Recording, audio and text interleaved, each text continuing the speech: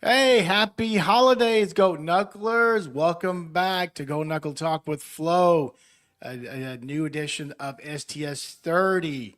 Again, when you're on that YouTube channel, subscribe, enable the notification, like the video, and come on, leave some comments, man. Let's hear what you think about tonight's show. That would be cool. Well, let me go introduce you to One Arm. She did a one arm drumming lip sync. That did you could do it again. Lisa Nolan half there. Hey Hey, Lisa. Flo. How are you doing? Good, good, good, good, good. So who do we have here tonight? Oh, I've been really excited about tonight's episode. Welcome back, Cash Terry. Hello. We Ah, How's everybody doing? we're doing well. Well, you so know, tell I us was where you live right now. Currently in Colorado Springs. Yeah. Hey, Uh, just west of Pikes Peak oh, wow. well, or I'm Okay. east. excited about this show because you do the more extreme version of what I would like to do. An avid mountaineer and hiker, and those are my passions. All my vacations have involved hiking. So There you Well, I was go. just gonna ask, how did you get involved? Because the last time I looked in Plainview, there's no mountains. Oh, I'll kind of abbreviate the story.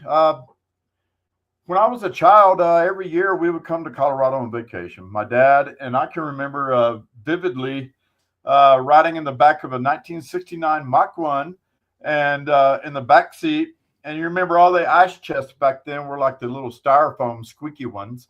So my job was to sit back there, keep the thing quiet, and hand dad a Coors when he needed one. And meanwhile, I would just look out the window and see these big mountains. I mean, we went to like Silverton and Uray, that area a whole lot. And I remember sitting in the car looking up there thinking like, I wonder what it's like up on top of those. And that feeling and thought kind of just stuck with me for a long time. And then probably about 15 years ago, a relationship I was in with a person that really loved the outdoors and kind of brought me back into it, and started with some hikes. And then I just took it from there and kind of blew up with it, got into alpinism and mountaineering, and ended up just moving here 5 years ago to kind of just dwell in my passion here. That's what I love. So, Cash, can you tell our viewers what's the difference between just hiking and mountaineering and alpinism?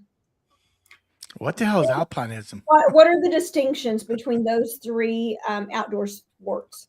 Well, at least to me, I mean, some of these things are pretty, subjective and stuff. But hiking, basically, well, you've got like in my realm, you have a class one, there's class two, three, four, and five.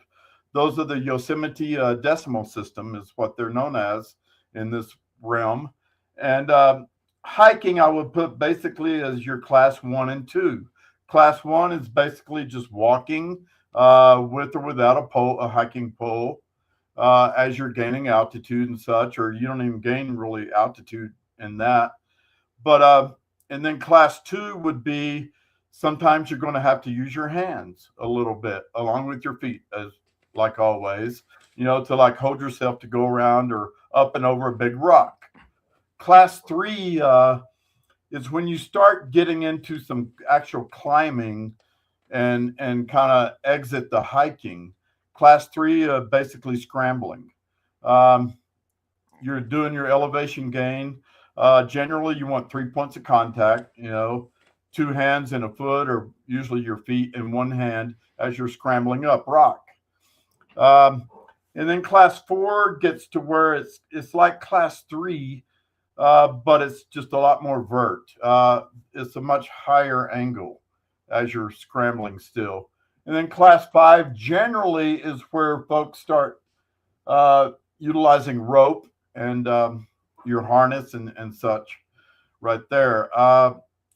The lower class fives, I mean, me and a lot of, my kind of circle, we don't use ropes until you get to like a kind of a 5.4 climb and stuff like that, where the exposure is pretty bad. And exposure, what that is just like a good example, say you're on a ledge that's like that wide, and you look down, it's like just a straight vertical drop. That's exposure. And that's, it's thrilling, but Terrifying. Yeah. it, Let me it go is ahead. at first.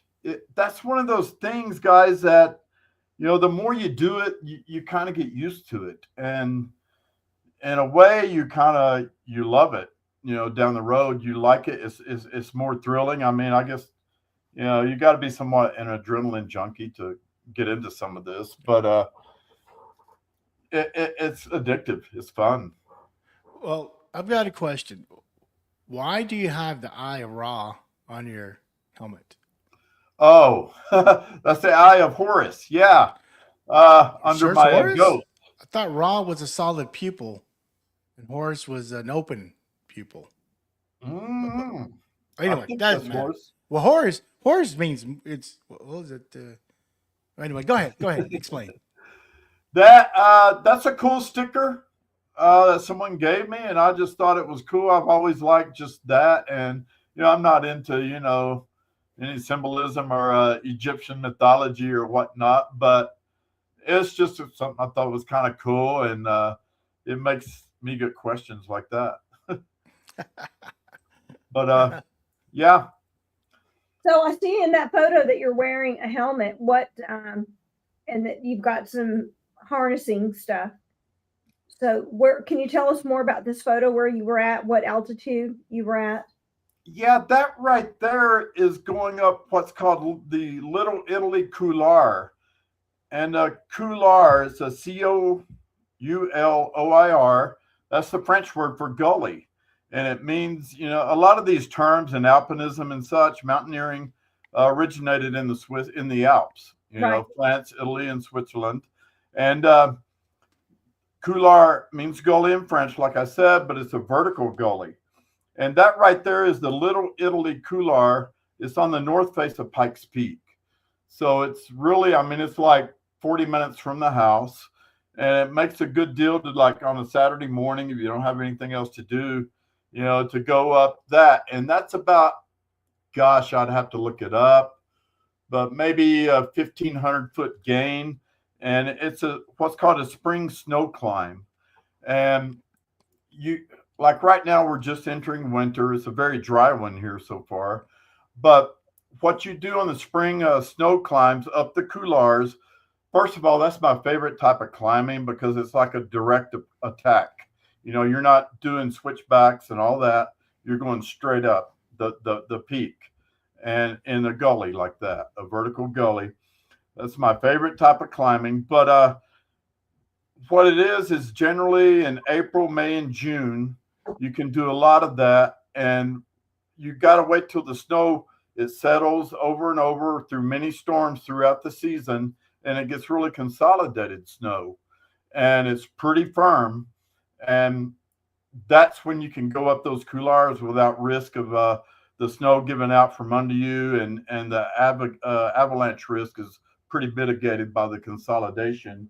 And that's when you, to do that kind of climbing, you strap on your crampons on your feet. Mm-hmm. And you got your ice axe.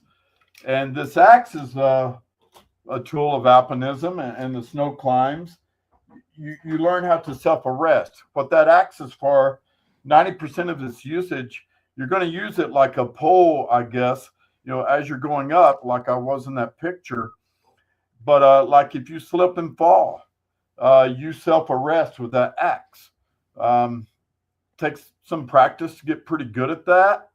But you're falling and you hit the snow with the long end of this axe to try to self-arrest so you don't fall down the mountain and die or get injured really bad. But that's on the north side of Pikes. There's about 5 really sweet couloirs on the north face. If you know where Woodland Park is, it's really visible from Woodland Park. Cool. So, but the helmet, that's just a safety thing, in case there's some rock fall. Because in the spring snow climbs, keep in mind you've got ice and snow on and in the crevices and in the rock and the rock walls that are around you. And that ice is expanding and this and that. And that's going to create some rock fall. And say if 1,000 feet, the size of a golf ball, just happens to break off because of what I just described, by the time it gets to you, you know, you don't want that hitting your noggin. That could be pretty serious. So I can imagine. Split your Well, skull open and worse. Yeah. Well, I want to ask. Okay, you said 1 through 5 was. How long did it take you to go from a 1 to a 5? And then, what's the most challenging from going to 1 to 5 besides steeper? I mean, the obvious. But for you, yeah. what was your challenge? But again, what was the timeline between 1 and 5 for you? Oh my goodness. I would say about 3 to 4 years.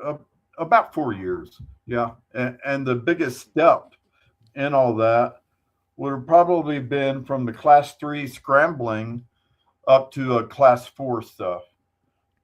Excuse me.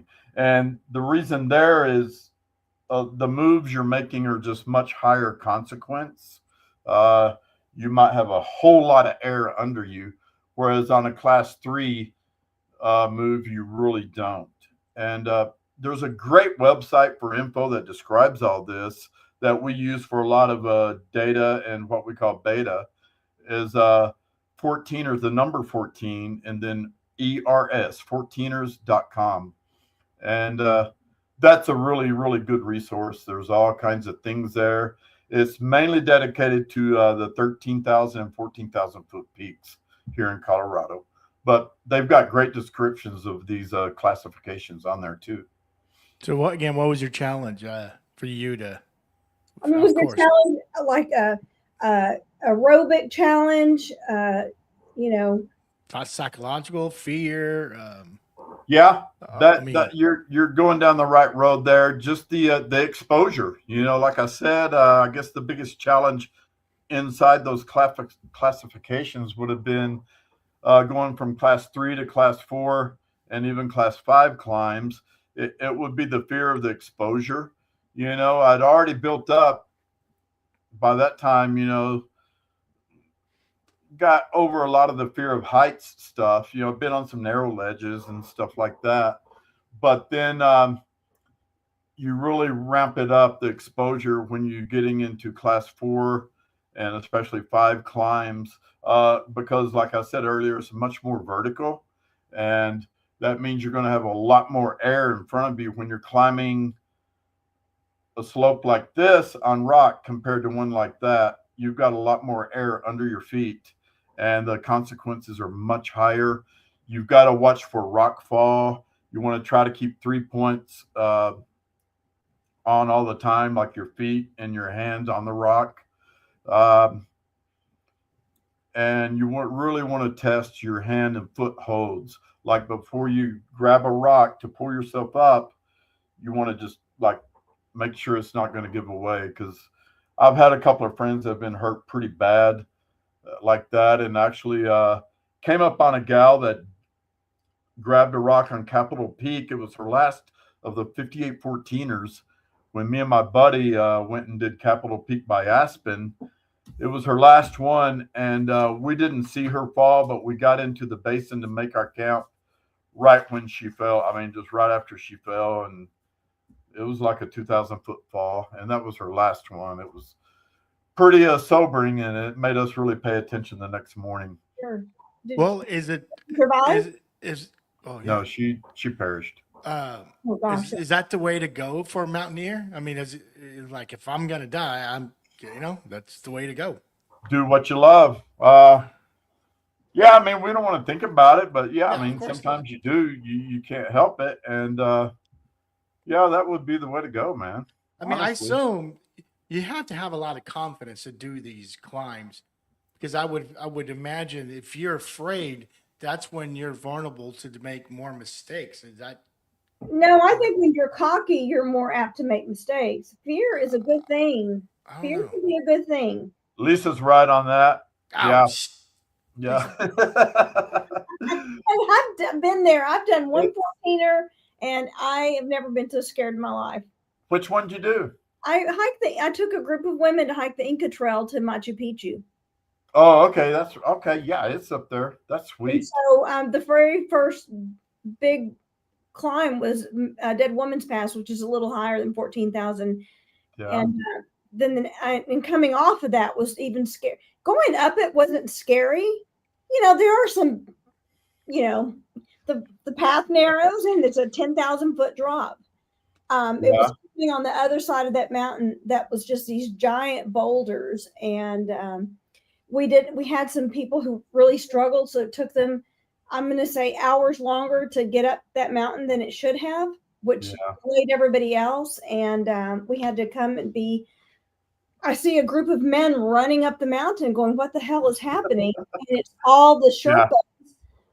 And only one of them spoke Spanish and told me, you need to tell all your group to shed their packs. We're going to carry your packs and you have to run to camp. And when you get to camp, don't move because we are camped literally in just like a little slope right on the edge of a 12,000-foot drop off. Shit. And we've got to assign your tents and count your feet, count your steps so you don't all go plunging when you step out of your tent. Well, we've got a saying that, you know, summiting is optional, but getting all the way down is mandatory. So Right. For You sure. know, I read like Mount Everest, it's got the 2 p.m. rule. Oh, as far as being on the top? Once you hit 2 p.m., you need to come right back down.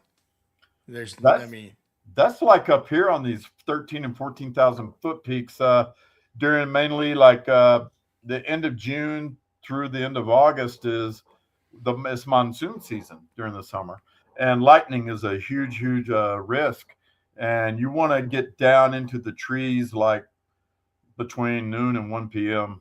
You know, the lightning. I've been in some situations. There was a girl I was with. It was over by Salida. We were climbing a Tabaguache, which is a 14,000 foot near Salida, and she was pretty slow. So, you know, we were not down as far as we should have been. And a storm came over. We got pelted with grapple, the little kind of snowy hail stuff. And you could feel it in the air. And her hair, she's got long hair, and it just started standing up because of static. And everything started tasting like pennies in her mouth, copper, you know, the taste. And her hiking poles were aluminum. And they started like buzzing.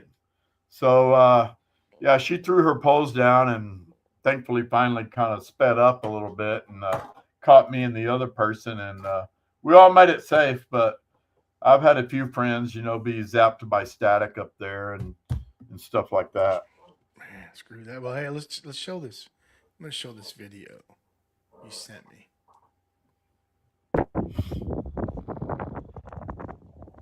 Oh, hell no. No. Hell That's no. Fun. What the F? It's on both sides. That's what I sucks. know. It's not just one side, Lisa. It's on both sides. I know. I'm looking at it. Yeah, that's a nice wedgie. Yeah. Hope you're wearing a cup. Oh, that's Capitol Peak. Out of the 58 14,000 foot peaks, I think that was like my 55th one. It's near Aspen. And that is the peak where when me and my buddy Noah, he's what's called a dirt bagger. He made his money while he was young. He's from Fresno, California, and he travels the country in Canada.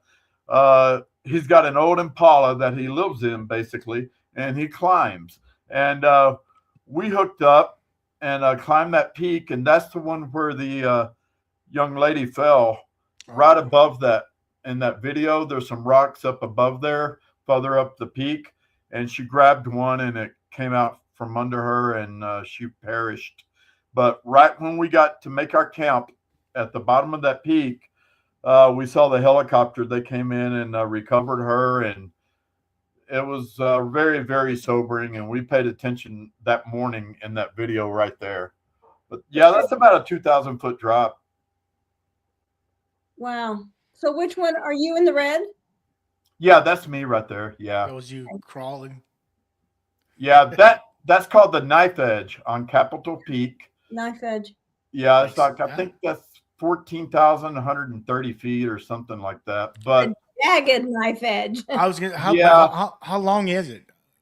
that is about the length of a basketball court, maybe a little longer, maybe 100, 120 feet. Uh, and people, talk about that part of that mountain and that climb is, it's scary, but once you get on there, you just don't be stupid. And like so many of these class 3 and 4 climbs, you got to just know where you're putting your hand and feet and make sure they're on solid rock, and nothing that's going to give out or slip out from under you. And just watch your hand and feet and pay attention to that, and you'll be okay. But And don't be looking down at the abyss under you. No, You already know it's there, so but look, I mean, I can't. I'm over here pointing like you guys can see what I'm pointing at. Right there on the left corner of the photo, there's a big gap. Like that is about to break off, and there's a little bitty one. I mean, I can see what you're saying that you have to be careful. I mean, look at those cracks. yeah. But that rock right there, like what's sitting above the crack, is probably the weight of a car. And it is joined probably on the far left in the back where you can't see it. Gravity does take over, Cash. Gravity does take over someday. Yeah, We wouldn't be on that son of a bitch. that was a fun one. But like I was saying, the past that point there, as you go higher on the mountain, it's a lot more deadly up higher. You're on it's very loose. The rock, and I guess you could call it dirt, a lot of scree, which is, like marble ball bearings I that hate hiking on scree. I hate it. That's yeah, my nemesis. there's a lot of loose scree, and it's extremely steep, as you can see in the background You can of see that where it just picture. really gains some steepness. And I mean, there's a lot of spots up there where you're hiking or climbing, and you have like one hand, kind of holding the wall next to you, and that up higher is where she fell. And I think it was 3 years ago. One summer we had 5 people die right there, and all separate incidents. Oh, So wow. it's a deadly mountain. The key with that peak is where most people mess up is on their descent. They think they see a shortcut and they try to take it. There's a lake down to the bottom right of that picture, and they end up doing what's called cliffing out. And they try to get through that area and they slip and fall and they die. So that peak is real dangerous if you get off a route. Wow. Screw that. So going up something like this, do you look at aerial images, topography maps? I mean, do you study, how much do you study the route before you attempt it?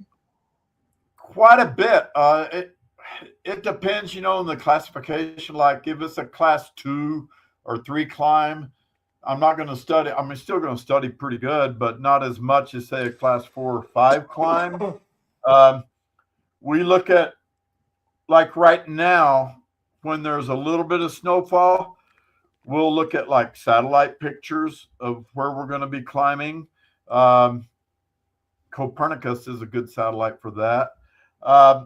Also, that website, 14ers.com, has a lot of good data, and a lot of people leave trip reports on that. Like I might be doing that this weekend, and okay, I'll go peruse through that website, and there'll be somebody that did it 3 or 4 days ago and somebody that did it a week before, and they kind of let you know what to expect. That, and also on the same website, and there's several sources for this, and also just from friends in my community, we use GPX files. Those are just the tracking GPS file, but the extension is .gpx.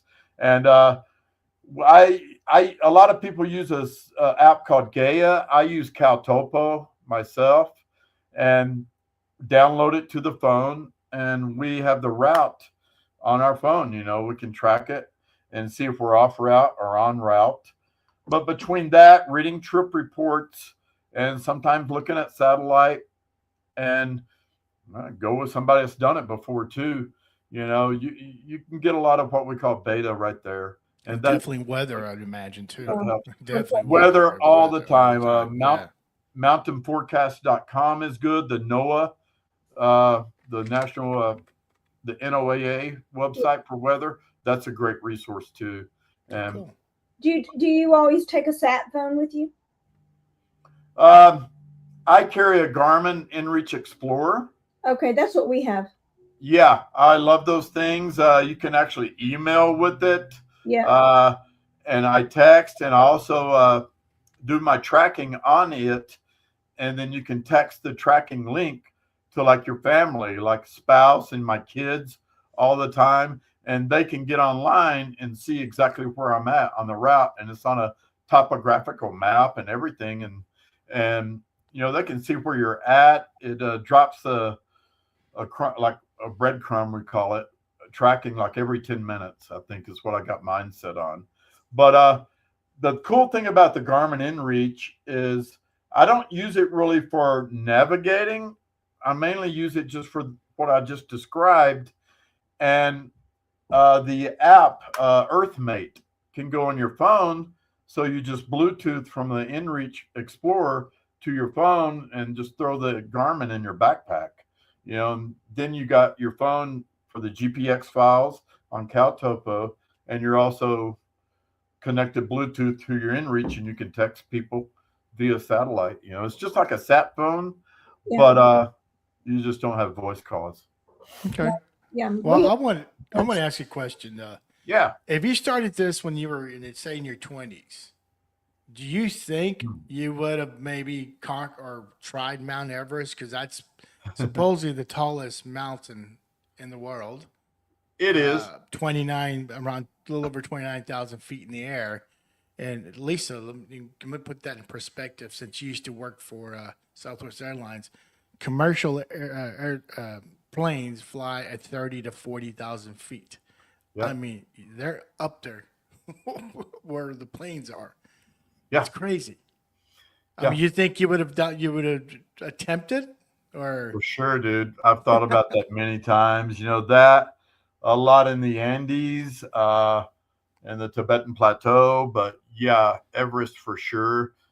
Is kind of overran right now, and there's getting to be a good effort with the Sherpas and the guide companies to clean it up a little bit.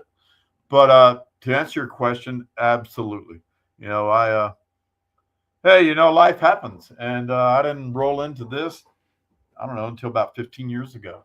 So, and then, but I was gonna say I also found that K2 is the second tallest. Yeah. But you really, what I read is it's really not climbable. There's two sides of it. It's really almost impossible to climb. And then I found out a fun fact. Do you know the tallest mountain is, Lisa? The tallest mountain in the world? In the world's over 35,000 feet, or 33,000 feet. No. It's I know Manua. I can't pronounce. It's a mountain in Hawaii.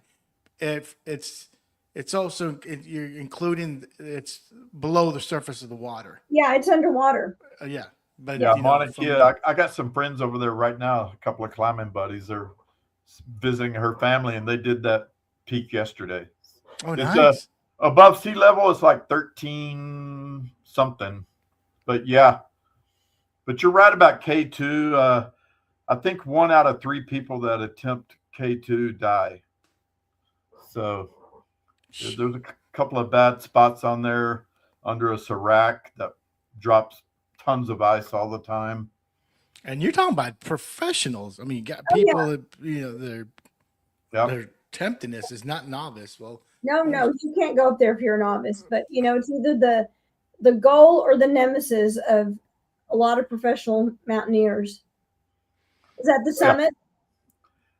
That is the summit of El Diente over by Telluride. And in that basin, there's 3 14,000-foot peaks. There's El Diente, Mount Wilson, and Wilson Peak.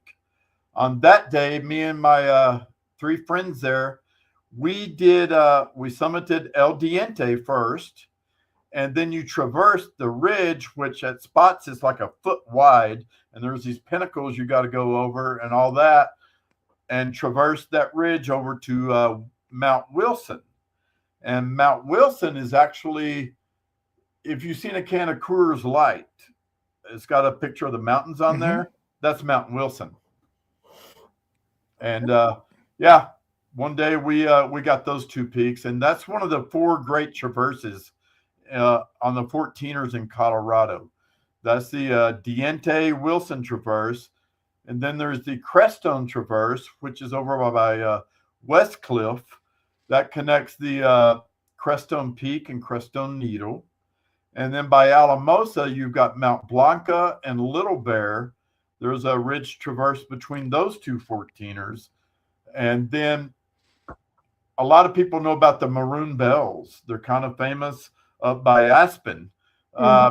There's South Maroon and North Maroon peaks. They're gorgeous.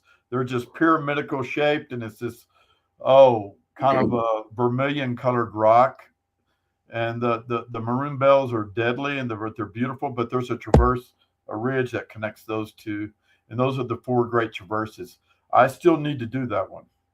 I've done the peaks separately, but not the traverse. One of the girls that I was with there, we did those 2 peaks together also, and she really wasn't feeling it that morning, so we just did 1 peak and camped and came and got the other one the next day. God bless you. What time do you usually start? I assume early in the morning.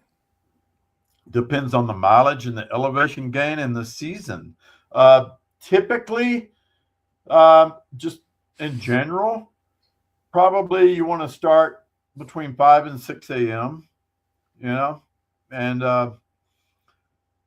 for several factors, like I mentioned earlier, the lightning aspect of all that, the risk. And during the spring snow climbing season, like up the couloirs, like I mentioned with the crampons and all that, you want to get it while the snow is still firm. And so that's another reason to start early. And you always want to be ahead of the curve in this sport, because you never know what may happen, and you want to do what you can to be as safe as you can, and that includes not coming down in the dark. I mean, you can have the headlamps and all that, which you always take with you, even though like, I'll be back at the car by lunch. You never know what's going to happen, and you always have the 10 essentials with you.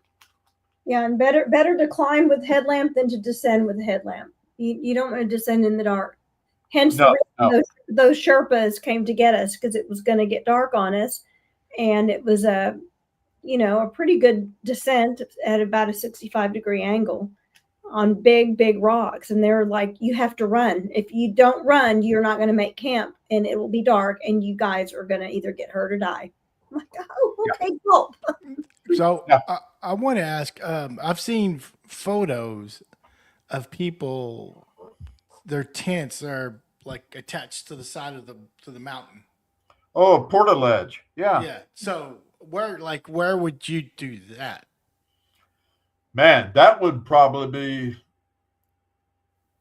I know of one peak you could do that with, Long's Peak on the Diamond Face up in Rocky Mountain National Park. But really in Colorado, there's kind of no need for anything like that's going to be something like the crazy people like Alex Honnold and stuff out in Yosemite, and the Dawn Wall, and some of those peaks over there are like down in Patagonia. There's a night. Have you done that hike down there, Lisa? I did the W hike. We were on the Chile side, and not the most of Patagonia is on the Argentina side. Yeah, we were on the Chile side. Okay, it's Chile. Yeah, Chile. The green chili. Chile. Yep, that's it. Chile. Yeah, but here's interesting, because on that W hike, the last hike of the W, it's probably a level 4 hike. And when we started out, the guides pulled me aside and said, "You're not doing that one." Uh-oh. I said, "Well, why not?" They said, because you're so small, there are some big boulders.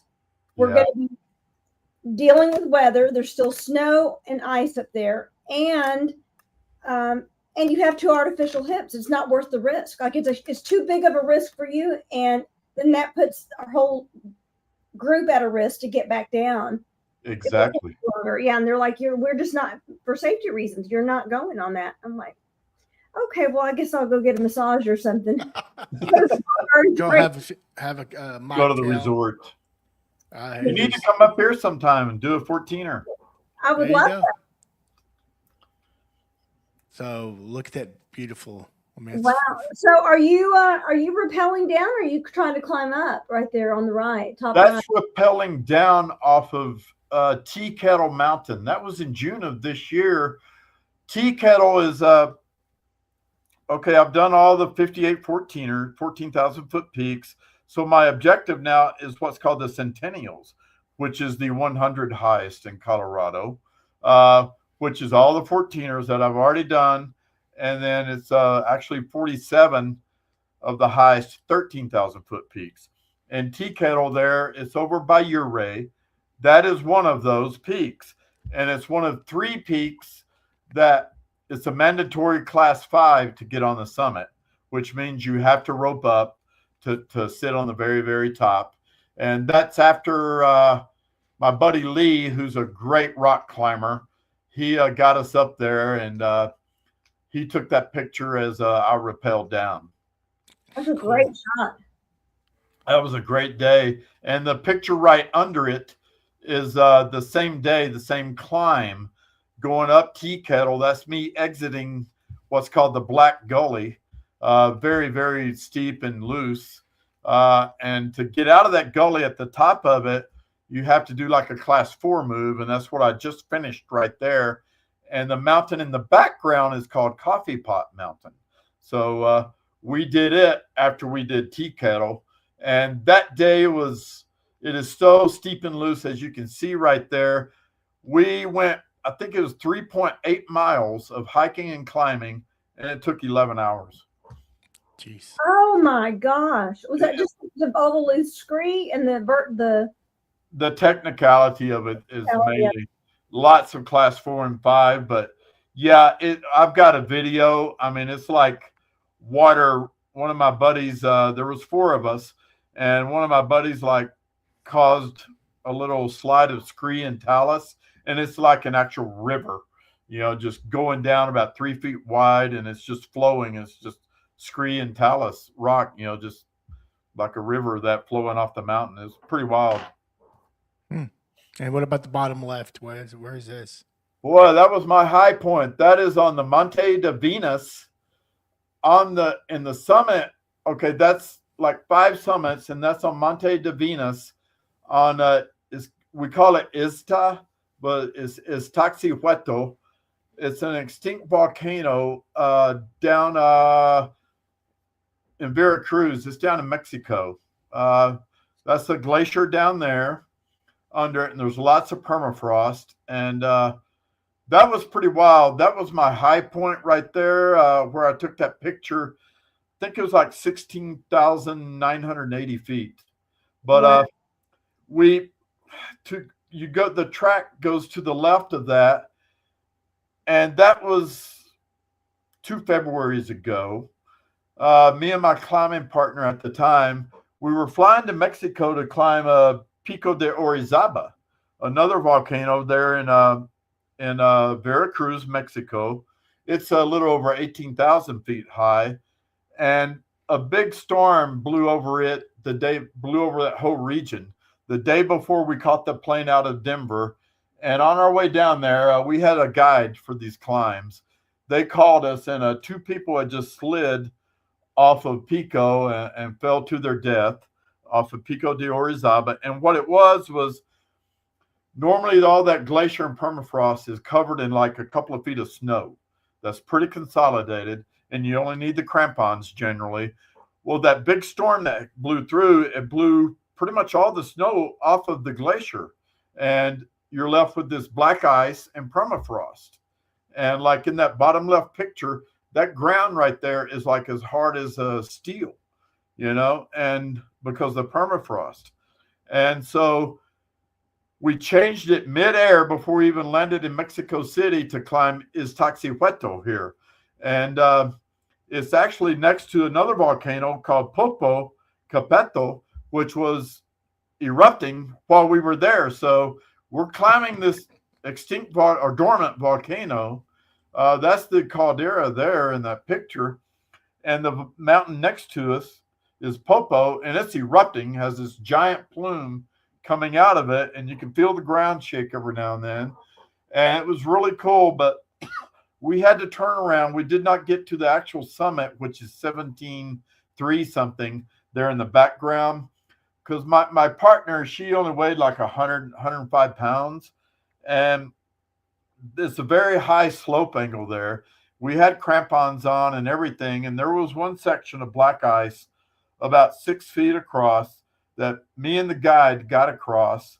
And my climbing partner at the time, she couldn't get across it because she was so little and like I said, barely weighed a buck, and she couldn't get purchased in the ice and the permafrost with the crampons, which when I say couldn't get purchased, like grip, she couldn't, she didn't have enough downforce because she weighed so little. And so we turned around at that point and called it a day and went back to Mexico City. What is the tallest peak you've climbed? Oh, that I've climbed? Mm-hmm. Well, that would be my high point there. The day before, we did a La Malinche down near Veracruz in Mexico. It was like 14.6. So those are my two high points right there. I need to get Whitney out in California, and those 14ers out there. It's like 14,550, I believe. But those 2 points there in Mexico were higher than Whitney.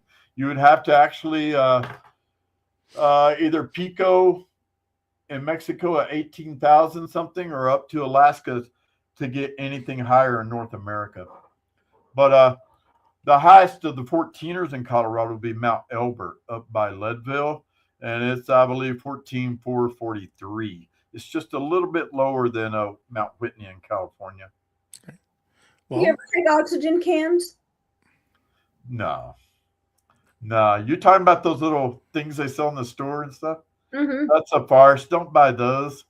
I see them all the time. That's why I wonder. I've never bought them. So yeah, don't.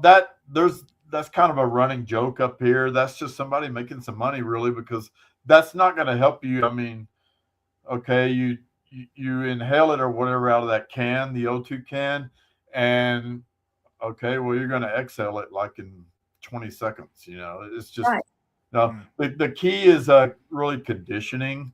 What I found that really helps regarding conditioning, obviously diet.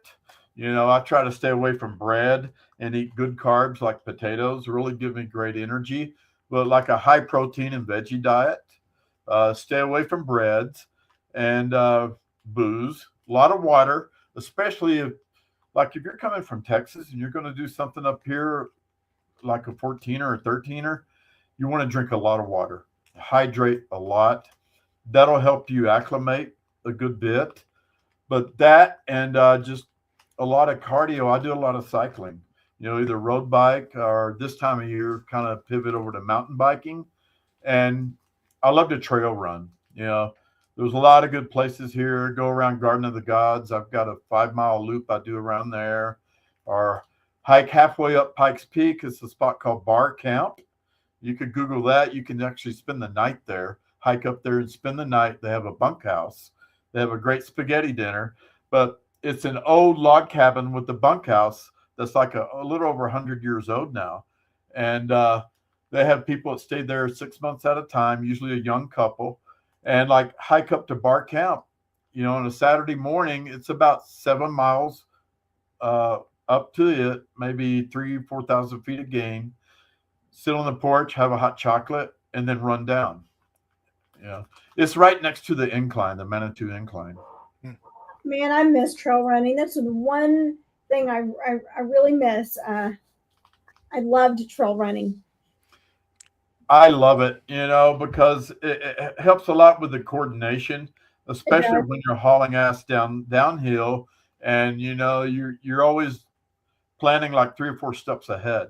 Like, okay, my left foot's going to go on that rock, and boom, boom, boom, and just it's a You have lot to of fun and good be conditioning. very myopic, very hyper focused when you do that. Yeah. One of the fun things for me when I did Machu Picchu the first time was just the fascination of watching these Sherpas carrying 120. They carried all our stuff, and they're wearing, sandals. Yeah. And not only are they running up the mountain, but to see them just kind of hunker down, they just kind of lean forward and they just run.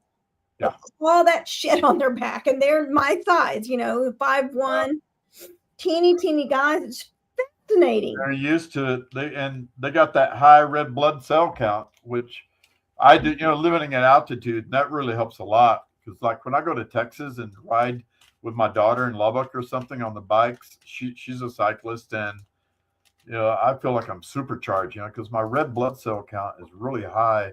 Right. In fact, my doctor wants me to donate blood once a year because of that. And I tell him, I'm like, dude, I live up here in Colorado. Yeah. So.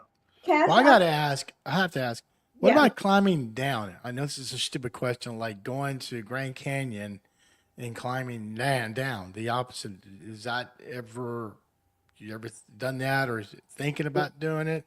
Yeah, I want to. A lot of my friends have done the rim to rim, but that's all on trail, really. So it would be, I would call it, Lisa, what do you think? Like a class 1, really? Yeah. No, I'm talking about there's some cliffs. I mean, there's some. Yeah, there's cliffs, but that what makes that dangerous is the people underestimate how hot it is. Even like right now, it's 70 degrees. If it's 60 degrees in the Grand Canyon, is going to feel like 80. Yeah. It feels really hot, and people always underestimate that exposure, that desert exposure, that you can really, people die because of that, because they think, oh, I don't need that much water. Well, you need over a minimum of a gallon of water a day, minimum. Oh, easy. Yeah. But Flo, to answer your question, that rock would be, I'm sure there's quite a bit of solid, but that's something I wouldn't really try.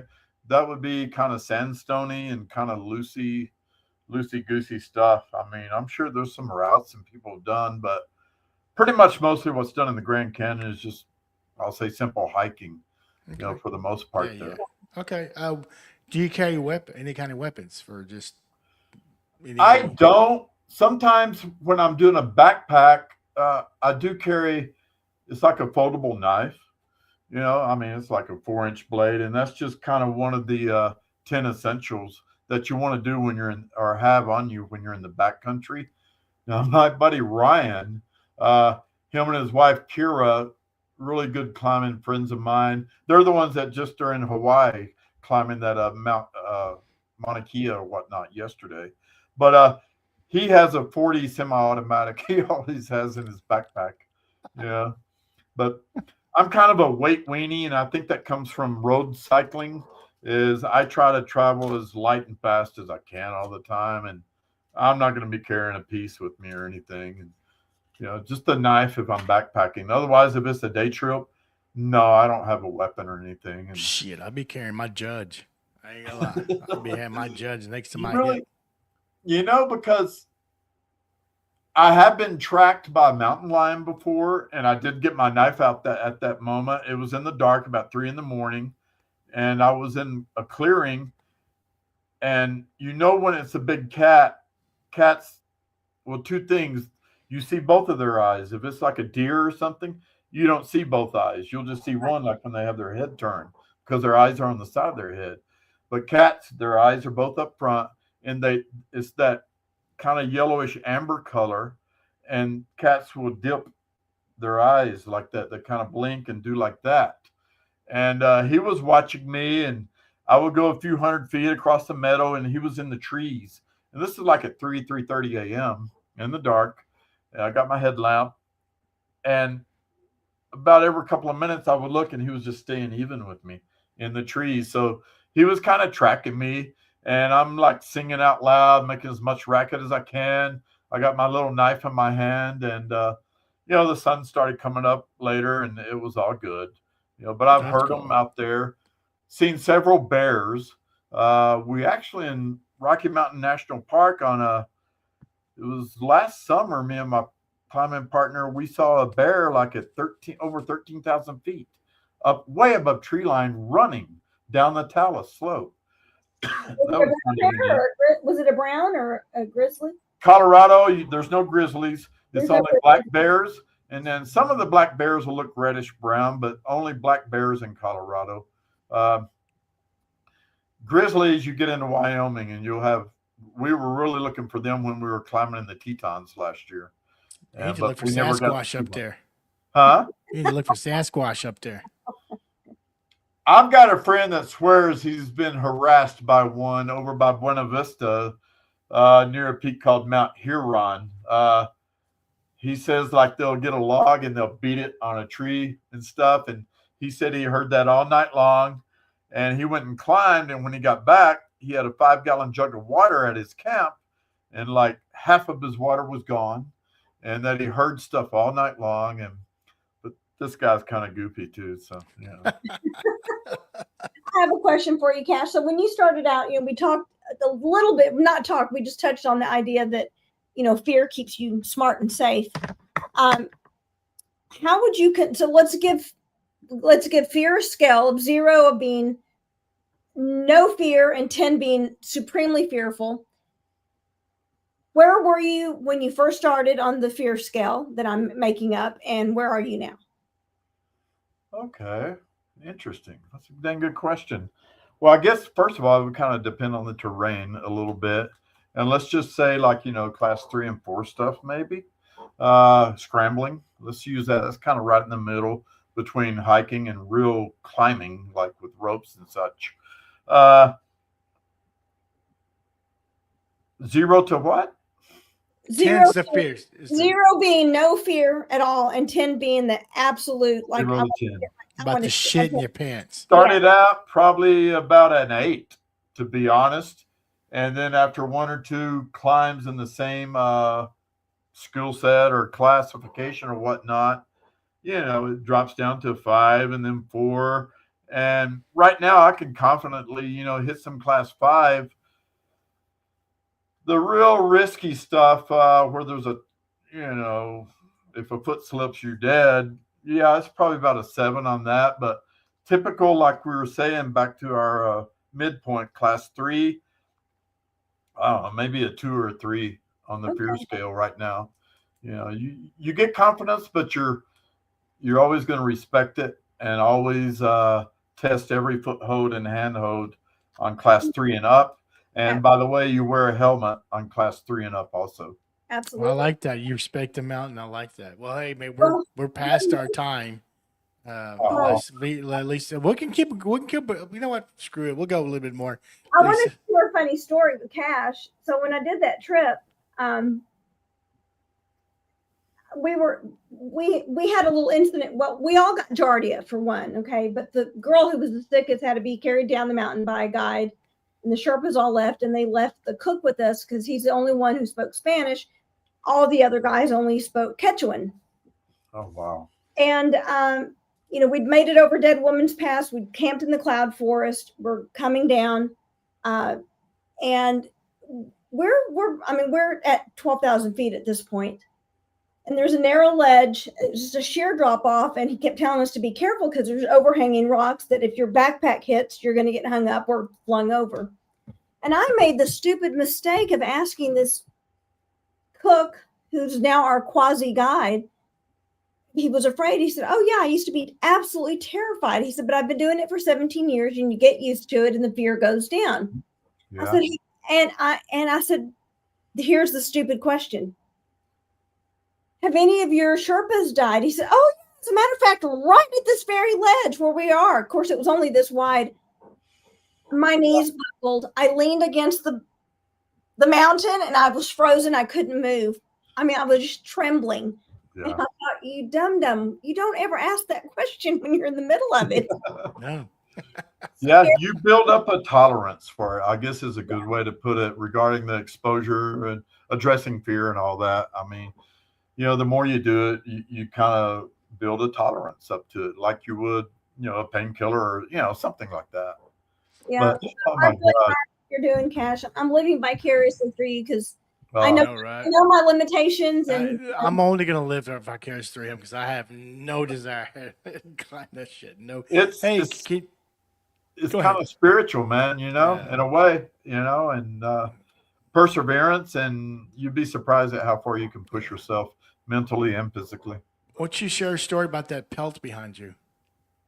Oh, that's a cool story there. We've got a friend, me and my wife Erica. She's in Australia right now, but we've got a friend, a guy named Carlos.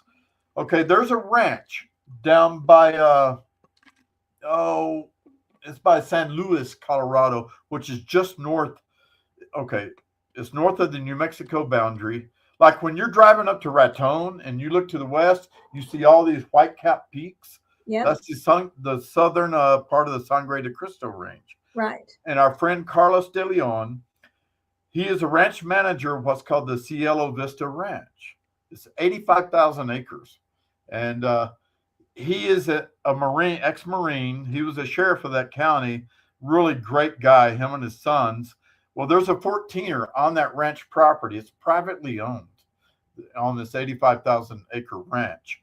And anyway, it's like a pristine area because it is private owned. You got to pay $150 to climb Culebra Peak. That's the 14er there. And it's just pristine. But in the off season, starting in August, they don't let people come on and climb, and they guide elk hunts.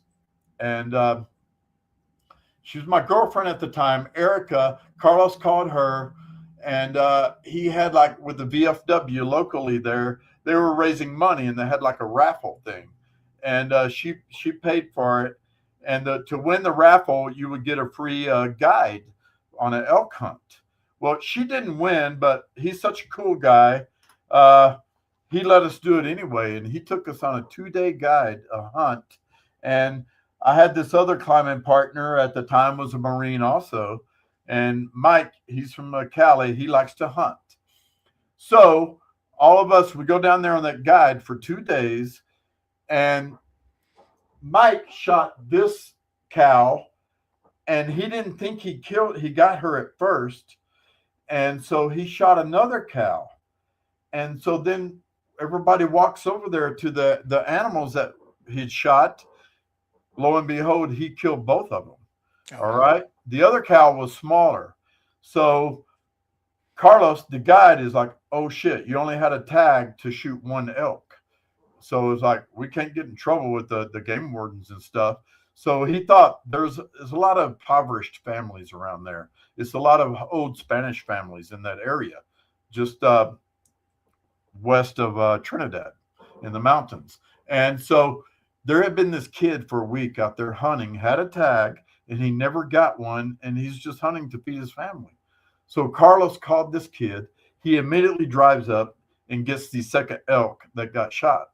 Okay. So we took this one and had it dressed and everything, and had the hide, all the nice backing on it and everything. And it took like a year to get it from the taxidermist, a little over a year. But that's the story behind that cow. That's cool. Wow. Yeah, that's pretty cool. I mean, the kid got to feed his family with the accidental killing of a second elk because, we only had a tag to get one. And, and that kid had a tag. So he fed his family. He got him a cow for food. And we ended up with this and had a freezer full of jerky and tenderloins and all that for about a year and a half. Shit. That elk is very, very, it's got a lot of iron in it. It seems like it's real rich, kind of, you got to develop a taste for it, I think. Well, I think we have enough for 2 more questions. Lisa, do you want to ask one? And No, I'm just extending an invitation. When Wayne and I move to Spain, you'll need to come hiking in Spain with us. Y'all need to come up here. Yeah, for sure. No, she's talking about she's moving to Spain in about I'm a moving year. to Spain next year. Oh, hiking Europe. holy shit. Okay. Well, Yeah. you'll be closer to the Alps. Yeah. Yeah, we're actually moving close to the French border. My husband's a cyclist, and so where we're moving to will be, first of all, it's on the road to, the touristy hike, which is El Camino, which I want to do. But I had a friend, she just did that. Yeah. there's a lot of hiking in Spain, and where we're living, we'll be able to be close enough to be on the tour when the Tour de France and La Vuelta go through there. But there's a lot of we'll be close to a lot of hiking. The cool thing about that is, I mean, it's in general, the area is like the size of Texas. So you could just throw a backpack on, get on a train, and be in the Alps later that afternoon after you cross 3 countries. Exactly. Yeah. Yeah, I'm super excited. That's the Basque region, I believe, isn't it? Yes, it's so Logroño. We're in the region called La Rioja, which there's 500 wineries. It's right between Basque and region and Catalonia. Oh my God. Yeah. You're lucky. I envy that. Dang. Cool. There you go. Hey, so let me ask you this now. Last question. You're in pretty good shape. It's obvious. For the age. Yeah, I guess. Could you train and do an Ironman? Would I or could I? Could you think? Yeah, I could. I think. I mean, I don't know what, the specifics of that is regarding timing or anything, but I think it's 2-3 miles of swimming, and then marathon at the end, and I think 150 mile bike ride, something like that. Wow. Okay, I'm thinking of Spartan. There's a difference. Okay. Yeah, well, there's sprint tries, which is the same thing, but it's not the full Ironman. Yeah, that full Ironman, I don't know, man. I mean, yeah, give me 12, 16 months of training, and let's put that on your bucket list, and we'll have you back on. Okay, maybe I should do that. All right. Cash, this is pretty cool, man. We really enjoyed it. I mean, hell, we can have you back on again, man, and just keep, especially after you climb a mountain, you take more photos, and we'd love to have back on and talk to us about it. For sure, man. The time flew by. I really enjoyed this, guys. This was cool. Continue, your safety protocols, please. Yes, absolutely. For sure, because that mountain's always going to be there, and there's something wrong. Come down and do it at another day. Well, we'll mention Cash. Man, we talked about this when we did the test run. I told them since the Earth is getting harder, there's a lot of snow and glaciers that are melting, and they're finding 1,000-year-old bodies or 200, 300, 500-year-old bodies now. And he mentioned there was a couple of army guys in Russia or something. Yeah, I think it was something in the Alps. I believe guys that had a little hideaway in the Alps in World War II, and I don't know, something happened. They ended up dying there, and then were covered for decades in glacier. Now it's retreated, and like, oh wow, here's these people. Yeah. So it's changing. It's very dynamic, as is life. Yes. When's your next one? When's your next climb? I try to climb every weekend, honestly. Right now, I'm not sure about this weekend. My wife, Erica, she's been on a 1.5 year assignment in Alice Springs, Australia, Pine Gap. She comes home for good on Christmas Eve. So for almost 2 years, I've been here in the house and watching properties by myself. So it's kind of like a bachelor pad. So guess who's cleaning a house this weekend and making things look just right. Well, yes. Y'all give her some time. Enjoy, man. Enjoy. I got to be good. So, I don't want to get in trouble. Well, Cash, CT, thank you, man. Thank you. Right on, guys. You educate this guy. I mean, Lisa knows what the hell you were talking about. I didn't, but anyway. I love this, man. Well, we'll talk again. Happy holidays, man, and enjoy your wife. Merry Christmas, everyone. Yeah, Merry Christmas. Bye-bye. All right, brother. Take care. Well, that was sweet. Oh, I think you knew all the terminology for. I didn't. I'm like, what? Okay, you explained. I'm like, it's pretty cool. I'm like, I don't know what this shit is. Yeah, it's it gets in your system. there are times that, I mean, I don't do anywhere. I mean, I just don't do that anymore. And we Right. do hard hikes, but not like that. But even with the hard hikes that I do, there are times where I'm like, and why did I decide this was fun? Like, Wayne will tell you that there's been a few times where it's not really that scary, but it's scary to me. I'm terrified of heights. I'm terrified of heights, but Oh, I yeah. challenge myself, Yeah. and it's like, okay, I'm not going to give up and get old before I have to. Like, there's no appeal to me. We haven't turned our television on in over 3 weeks. Ouch. Well, So, cool. Well, anyway, that was fun, guys.